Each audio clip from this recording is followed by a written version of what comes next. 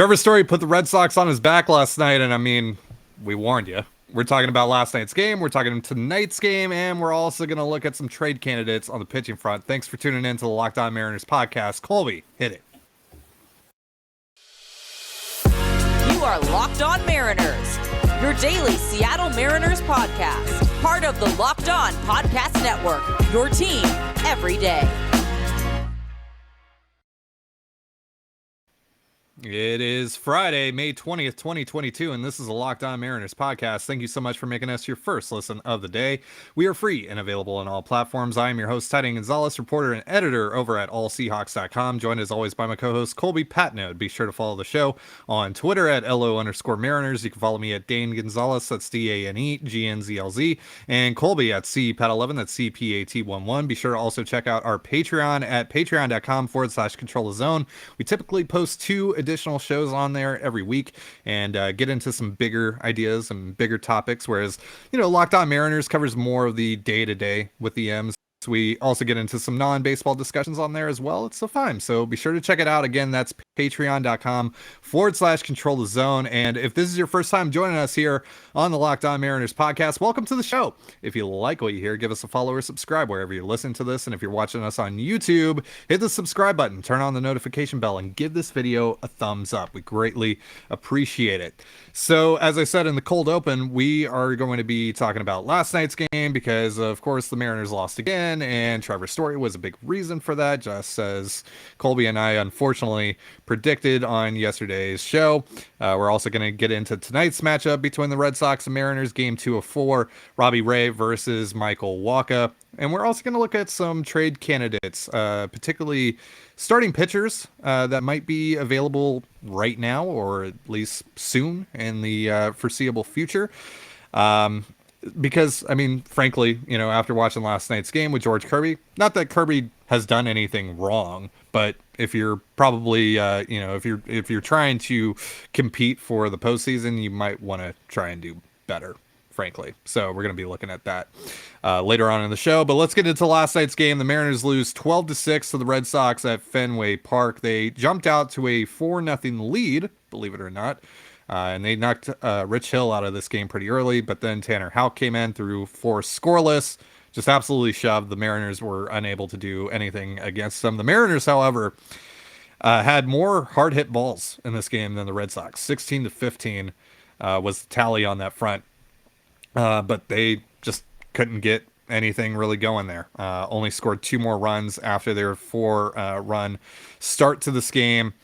And that's pretty much the story there. Trevor Story, of course, hits 3 home runs, drives in 7 of the Red Sox 12 runs in this game, just as you and I, unfortunately, predicted. Of course, Story being a top target for the Mariners this offseason in free agency, ended up going to the Red Sox, but that's, of course, started a dialogue on Mariners Twitter about, they should have signed Story, etc. No. Story leading up to last night has been putrid for the Red Sox, relative to his contract, that is, right? But that one big game, it shows you how early it is still in the season. That one game took his WRC plus from 80 to 112. Yeah. One game. Incredible. So I don't know where you want to begin with this. There was a lot of frustrating stuff in this game. Definitely not Scott Service's best game, managing the bullpen. There was obviously that big mistake, really confusing thing that happened there where he was going to try to get Kirby out of the game. Something happened there, which, they couldn't get to Romo there. Obviously the doors kind of got blown off there after that, and it just kind of all fell apart. So do you have a better understanding of what happened in that scenario? Because I'm still a little confused as to what happened there. Yeah. So essentially what happened is Sergio Romo wasn't quite ready to go. Mm-hmm. And I guess Scott's genius idea was to just say, oh, well, we'll just have Kirby go out there, throw some warm-up pitches, and then we'll essentially take him out of the game. And put in Romo before he throws the next pitch, in a game. And if he apparently asked the home plate umpire if he could do that, the home plate umpire said, yeah. It's not a problem. So he did it. Um, he went out to make the pitching change, and the rest of the umpires informed him that no, he can't do that. You have to make the pitching change before the batter is announced or whatever. Um, you can only substitute pitcher at the beginning of an at bat to start an inning if a pinch hitter has been announced. So uh, basically, the home plate umpire was wrong. He was overruled by the other three umpires, and therefore Kirby had to throw at least one pitch to the next hitter before they could go to Romo. And instead of Kirby literally bouncing it up to home plate or throwing it to the backstop or whatever, he threw a strike and it was hit for a double, and Yeah. that ended up being a big run and a big turning point in the game. So essentially, it was Scott trying to stall for time to give Sergio Romo a few extra warm up tosses, and it just threw everything out of whack. Um, and it unfortunately that one run also goes against the ledger of George Kirby. So as does the double and the hard hit ball and all that stuff. And so yeah, it's a little unfair to George. His line was a little bit better than we think it was, but yeah, just a blunder by Scott, and I suppose the home plate umpire for telling him that was a legal thing to do. Yeah, and also, I mean, like if you're Scott, you mentioned it there. Why don't you just go out there tell Kirby like, "Hey, I'm pulling you. Just throw an intentional ball here. Let's Mm-hmm. make it 1-0 and let's just go to Romo." And Yeah. unfortunately, he's going to be down 1-0 to start the at bat, but Mm-hmm. that's what you got to do. Yeah, if you don't have the confidence in Kirby to go further there, why let that ride out? That's just yeah, I don't know. It's, it's I feel like stupid. there should have, yeah, I feel like there should have been some communication there between Service and or even Pete Woodworth via Service, to Kirby. But yeah, just frustrating. And then going to Wyatt Mills for the second time this week in a 2-run game, um, Yep. with runners on the corners. Just It's still a mind-boggling. winnable game. Yep. Yeah, still a winnable Still. game. Did that in Toronto when it was 3-1 on what was it, Monday, and Mm-hmm. you know it ended up becoming 5-1. Mills walks the first two batters he faces and then hits the next guy and finally gets pulled, but not before the Red Sox score two more runs. And yeah, like I said, it's just an incredibly frustrating game from top to bottom, especially with how well it started. Because Kirby looked really good in the first inning. He was using the slider really well, setting up the fastball really well, and yeah, like the strikeout that he had against Bogarts was really impressive. And then the Mariners came out swinging. They scored four. The Red Sox on the fourth run that the Mariners scored looked utterly confused defensively. It was an absolute mess, and then and I felt pretty good about it. I was like, okay, all right, the Red Sox, they kind of look like a 15-23 team. All right, this is good. This is good for the Mariners, and the Mariners are actually getting the job done right now. Mm-hmm. And then nope. And I told you as soon as Tanner Houck came in, I was like, yeah, the Yeah. the Mariners are getting shut out the rest of the way here. And sure enough, four Well, four scoreless innings for Houck. yeah. The Mariners put some hard contact on him, but only one hit through four. He was good, and yeah, the Mariners. We talked about this before. Their lineup's not very deep, so they're only going to get one or two really good opportunities to score in a game. And to their credit, they took advantage of one in the second inning. Unfortunately, they were unable to take advantage of really their only other one in the eighth inning, thanks in large part to he who shall not be named on this podcast any longer. So yeah, it's just one of those things, man. You have to take advantage of those opportunities to score multiple runs when you can. And the Mariners were able to do it in the second, but they weren't able to do it in the eighth. And they said if you're only going to get two of those opportunities a game because your lineup's so shallow right now, you have to cash it in both times, particularly in Boston. And they couldn't. I mean, it's crazy to think that the Mariners had the tying run at the plate in the eighth inning of this game with one out, but they did. And the worst baseball player I've ever seen play for the Mariners couldn't get it done. Surprise, I know. And the next, unfortunately, Frazier couldn't get it done either. So it is what it is. But hey, I guess if you're looking for any kind of silver lining, uh, 11 runs the last 2 games. Yeah. That's something. And Julio went Julio deep. went yard again. Yeah, that was Yeah, fun. It's Julio's garbage up to time, but it was fun. 270. Yeah. Yeah, he had another 3-hit game for him. Hmm. He's starting to really kick it into high gear now. He's looking good. It's looking good. Yeah. It's Suarez nice. had another good game. Hmm. It's kind of 2 in a row for him. Yeah, Um, Suarez has had a sneaky, not necessarily good, but like decent road trip so far, which is a yeah, hell of a it's lot picked better up. than his last road trip. It is. So, yeah, Suarez actually had 4 hard hit balls last night. Yeah. Terrence had 2. He got a base hit. Abraham Toro had 2. He got a base hit. He was 1 for 3 and he walked. Demo hit the home run. Uh, That was funny as hell, by the way. I knew it was going to I happen. as soon as he made contact with it, I knew it was gone, and then I immediately thought of you. Yeah, I had that effect on people. Yeah, I was watching. I stream the games, so I'm always like a pitch or 2 behind. But Yeah. last night, for some reason, I was 3 or 4 pitches behind. So yeah, I sent out the tweet like, "This feels like a night where Demo just like destroys my narrative or whatever it was." And then like literally like the next 2 pitches come, and then I get buzzing on my phone, and I'm like, oh boy, so something's happening here, and then boom. So Yeah. yeah, it was like, yep, okay, I accept Mm, that. I'm fine with that. If Demo wants to prove me wrong, that would be great because the Mariners could use another bat. So yeah. Yeah. that being said, he's still hitting a buck 82. So whatever. Yeah. I'll say this: I'd much rather have him in right field than certain someone else. So And he's doing that tonight. He's in the lineup. So good. Good. All right. Well, let's move on to the starting pitching and talk about some potential trade candidates. Basically, guys that we talked about during the offseason, revisiting those and seeing if maybe they're available and what it would cost and all that good stuff. But real quick, a reminder: this episode of Locked On Mariners is brought to you by Built Bar.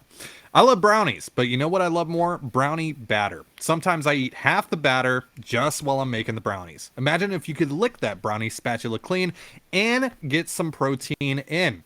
Well, you're in luck because Built has a new creation and this one is better than ever. The Brownie Batter Puff. You heard me right. This puff takes protein bars to a whole new level and they're available right now at built.com. With 140 calories, 17 grams of protein, and only 7 grams of sugar, Brownie Batter Puffs are the perfect pick-me-up for any day. And all Built Puffs are covered in 100% real chocolate. That means with Built, you can eat healthy and actually enjoy doing it. So go try some for yourself at built.com. Use promo code LOCKED15, that's LOCKED15 for 15% off your order. Again, that's LOCKED15 for 15% off your order at built.com. You're listening to Locked On Mariners. Thank you again for making us your first listen of the day. For your next listen, check out the Locked On Now podcast with recaps of MLB games with analysis from our local experts, taking fans through the season like no other network. It is free and available wherever you get your podcasts, just like us. So as I said earlier on in the show, again, nothing against George Kirby. He's shown some really promising stuff. But again, if you are looking to compete for something more, if you're looking to turn this thing around and try and compete for the postseason, which is still very much plausible, even with how poor this season has started, you got. I would assume that the Mariners are looking to get better on that front because they were before the season started. It just the market really didn't fall their way. It was too expensive for their taste, and some of the cost of acquisitions that we heard, I don't blame them, considering what we were told about guys like Frankie Montas. We will talk about Montas a little bit here in a moment, but I would think that the Mariners need to and probably want to still get better in the rotation. So let's look at some of these names. Nothing has really changed since the offseason on this front. It's still pretty much the same names that we talked about, the guys from the Reds, the guys from the A's, particularly Tyler Mahle, Luis Castillo from the Reds, Frankie Montas from the A's. Let's start with Mahle because this is an interesting conversation to have here. And this is not Right. a commentary on the morality of, getting the vaccine or whatever, but he is on the restricted list. The Reds are visiting Toronto. He is not vaccinated. And the reason this is key is because Robbie Ray is also not vaccinated. So, just looking down the line, if you were to get into a playoff series in Toronto where you had to visit Toronto, I mean, that's a pretty big risk if both of your pitchers are not going to be available come that Mhm. time. And obviously, that is a very specific scenario that you would be planning ahead for. Does that take him off of your list for you? Because you also got to take into account here that you'll have to give up something nice for him as well. That's not going to lower his trade costs, really. Right. So, yeah, taking into account that you're not going to have Ray for Hmm. those games, if those games ever occur, of course. Would you also be willing to add Mally to that mix, knowing that he would also be unavailable, unless something changes, of course? Right. Doesn't seem like it's going to either. Yeah, it's a really tough needle to thread because, like you said, one thing to keep in mind is particularly the wild card series. Um, the new way they do it this year is that the team with the better record, the higher seed, they get to host all three games. So if you have Ray and Mally, hypothetically in this hypothetical, if you have Ray and Mally as your 1 and 2, you have to try and beat the Blue Jays 2 out of 3 times where they're using their three best guys and you're using your 3, 4, and 5. Um, it's really tough. There's some upside to it. If you can get past it, then you're in good shape. You can kind of stack it up in the next round how you like it. But yeah, it's really tough. And again, it's still going to cost you quite a bit in trade return. And I mean, if you're trading for a guy like Mally, you're doing it because he helps you get. Not only does he help you get to the postseason, in theory, you want that guy to help you in the postseason. I mean, that's why you acquire guys, right? Not just to get there, but to help you get further. Mally is a good pitcher. Don't get me wrong, but it feels like with Ray already kind of on the shelf, and then in that scenario, and then you have the cost you have to give up to get Mally. It's really tough, and I know you get Mally for 2 years, but you're only going to get him for one playoff year.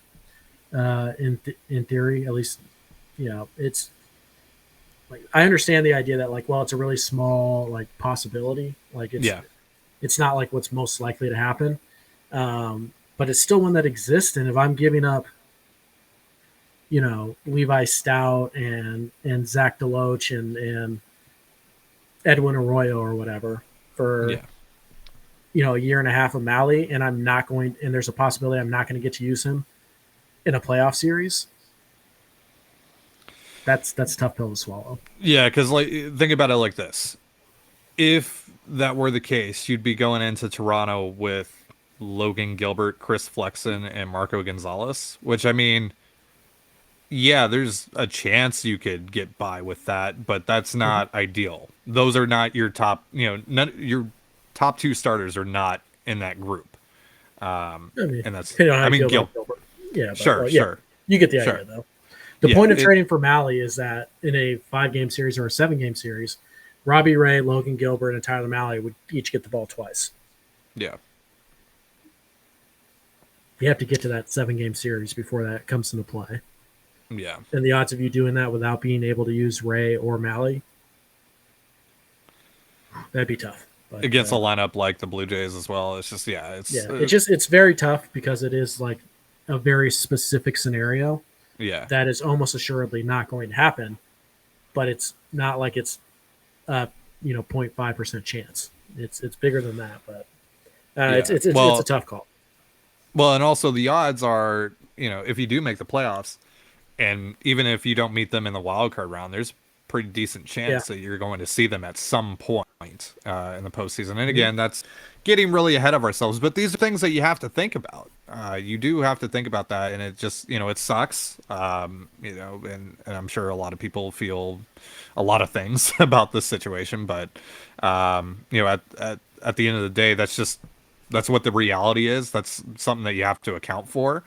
Right. Just when building your roster right now as an American League team, is just there is that possibility looming that you might not have that guy available, and so Yeah, so that's something that you have to take into account here, especially if you're going to spend a pretty, decent Yeah, amount of capital on it's acquiring that player.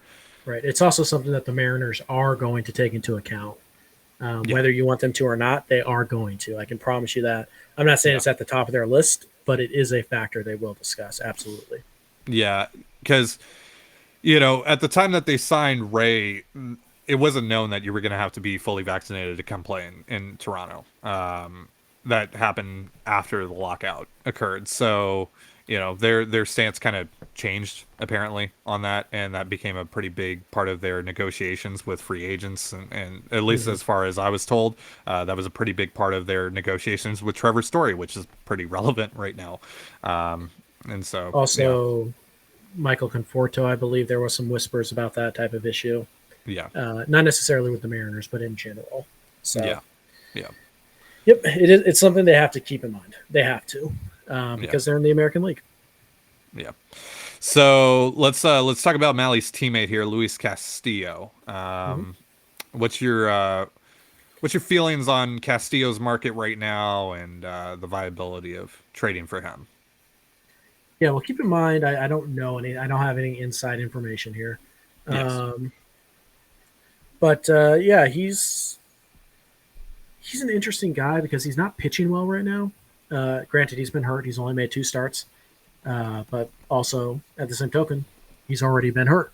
You see how that's an issue when Yeah. you're trying to figure out if you want to trade for him. So, yeah, it's an interesting thing here. I think when you look at Castillo, I think a lot of people think like, oh, he's the number one, he's an ace. Never really has been. I mean, he's pretty close in 2020, but that was over 12 starts. I mean, Marco was elite over 12 starts, and yet we don't think of him as his 2020 self. That's not what we judge him on, and that's kind of the same for Castillo. Castillo has been durable, minus this year. He's already missed some time. He's been good. He's a very good pitcher. Is he a number one? No. Is he a number two?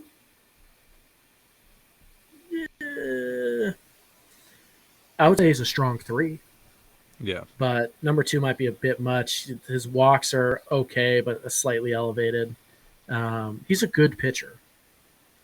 Am I willing to give up any of my like top elite prospects for him? No, I'm not. And so that's kind of why I don't think they're going to be in on the Castillo market because like I'm not giving you obviously Julio and Gilbert and Kirby, but I'm probably not giving you I'm not giving you Kelnick.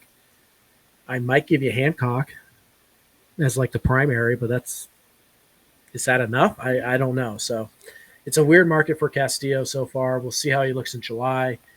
Maybe this is a situation where the Mariners take Moustakas' contract and therefore they only have to give up Stout and I mean pick whoever you want in the top 10 after that, like top 10 to 12. But it feels like somebody's going to pay. I mean, look at what Barrios got last year. Castillo feels like a Barrios in terms of trade costs, and I am not interested in that at all. Yeah. For those that may not remember, don't know, that was Simeon Woods Richardson and Austin Martin going from the Blue Jays to the Twins in the Barrios deal. Both of those guys top 100 prospects. Mm-hmm. So you're looking at, I mean, the comp on that would be Emerson Hancock and Noel Harry Ford. Marte, maybe Harry Ford. Yeah. Yeah, one of those guys. Probably no LV, if we're being Yeah. honest. So just no.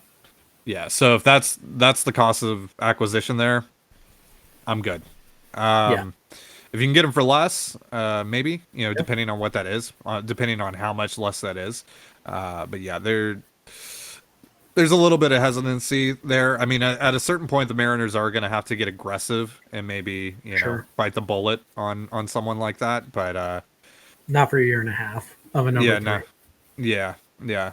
So Frankie Montas, that's the Mm-hmm. other one, and Mark Feinsand yesterday, MLB.com wrote that he believes the A's are looking to sell right now. Yeah. Obviously, they were listening on offers for Montas all off season. Mm-hmm. Apparently, the Mariners were involved in those discussions as well as discussions for Chris Bassett. Not sure if they were Sure. in on Sean Manaea, but I would assume so. I would assume that probably was the case. Montes, same situation as Castillo in the sense that he is also for a year and a half. So knowing what the A's were asking for, which we were told there was kind of this AL West tax happening with the A's for some reason, which is stupid. It makes no sense for the A's to do that because they're not going to be competing within the next year and a half in the division. But apparently, they were placing an AL West tax on their discussions with the Mariners. And they were asking, what was it again? Adam Macko and Levi Stout for Chris Bassett. I think that was asked. Yeah.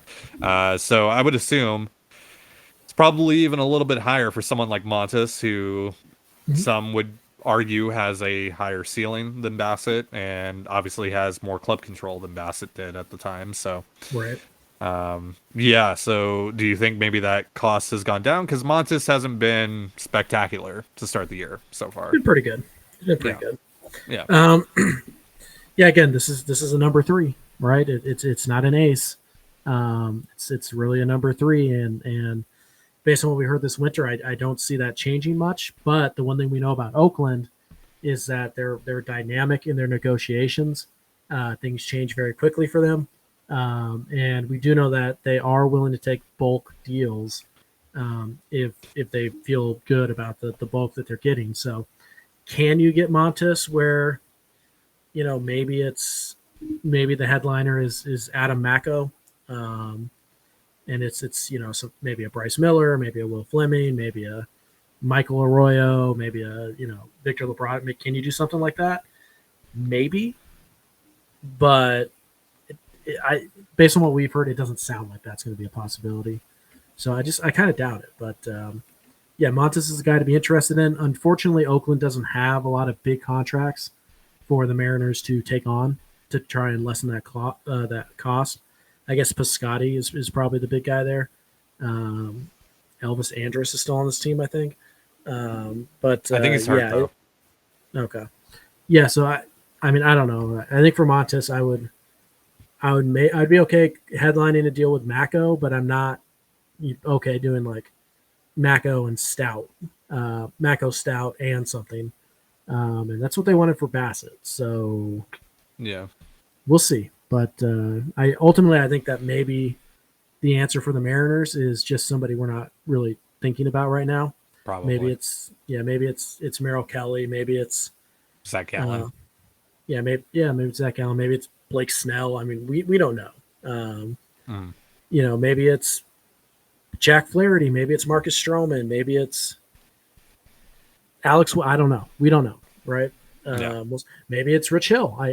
We don't know, but they definitely need to add pitching, somebody with a little bit higher ceiling, higher floor too, and it's going to be costly. Pitching's tough to come by, but yeah, just based on the guys that we know are available right now, the big 3, they all kind of come with their own warts, and cost is going to be a big factor there. Yeah. All right, so we got Robbie Ray, we got Maikel Wacha tonight between the Red Sox and the Mariners. Game 2 of 4. We're going to be getting into that in just a moment, but real quick, a reminder, this episode of Locked On Mariners is brought to you by BetOnline. Our partners at BetOnline continue to be the #1 source for all your betting needs and sports info. Find all of the latest odds, news, and sports developments, including this year's basketball playoffs, Major League Baseball scores, fights, and even next season's NFL futures. BetOnline is your continued source for all your sporting wagering information, from live betting to playoffs, esports, and more. Head to the website today or use your mobile device to learn more about the trends and action. BetOnline is where the game starts. So, again, Robbie Ray versus Maikel Wacha. Ray continues to get hit by the big inning, but the last 2 games he's had a ridiculous amount of whiffs, 27 swings and misses in his last start in New York. But this ballpark is funky. We just saw the Red Sox score 12 runs. What's the key here for Robbie Ray, aside from avoiding the big inning, of course? Yeah, it's that. Fastball command. When you look at the big innings, the biggest issue that has led to those innings, fastball command and really fastball control. He tends to miss arm side and high when he's kind of lost his mechanics. And obviously, if you don't have to respect the fastball, you really don't have to respect the slider, and that's when he's run into issues. So you want to avoid the arm side misses if you're Ray, particularly up, and then you have to bury that slider. The slider's been pretty good the last few times out, so he has a shot here. It's again, Fenway is a very difficult park, particularly for lefties to pitch in, because if you miss in at all, if you miss your spot, it's a lot of cheap doubles and home runs to come of that. So, yeah, Ray has to be better and sharper with his fastball. And if you can do that, then I think the slider will play up even more, and he'll be okay. But yeah, man, it's Robbie Ray. You gotta go 6 and give us a shot. Yeah. Yeah, it would be because I feel like the Mariners, especially going up against Waka, I think they had some good success against Waka last year. He was with the Rays. Obviously, they went 6-1 against the Rays, so I would say that's a safe bet that they did pretty well against him. So they should be able to get to him a little bit tonight. But if Ray can keep the Red Sox off the scoreboard in a big way, like they like they were last night, if he can avoid giving up 5 or 6 in this game, the Mariners should be in a decent enough spot to take this one, I would say. Like we said yesterday, the pitching matchups are fairly favorable for the Mariners, and Although, offensively they have been better yeah, the last 2 nights. So although Waka's been pretty darn good this year, yeah, so we'll see. but we'll see. Yeah, I mean, they got to him last year, so Yeah. we'll see what happens. But yeah, it's a good night to bounce back, try and get a dub. Hey, maybe win back-to-back games. Today and tomorrow. It'd be the first time they've done that since April 24th and 26th. Wow. So, yeah, it feels like a nice 2-game winning streak is all that needs to happen for kind of the Mariners and Mariners social media to kind of Yeah. kick back into positivity land. Let's say. Yeah, I mean there are some positive signs, right? There has Yeah. been the disappointing game still sprinkled in here and there, but this road trip overall has been Fine. better for the most part. Yeah, the first 2 games in Toronto were obviously pretty frustrating. The last night's game was also really frustrating, but there's been some good stuff as well. Mhm. The last game in New York when they won the series was really nice. Arguably the first game in that series that they won was their best game that they played this year, just Mhm. considering the circumstances that went into that game. And even the Gossman start as well might be up there in terms of just an impressive win for them this year. So Mhm. there's been some really positive signs. It hasn't been all bad.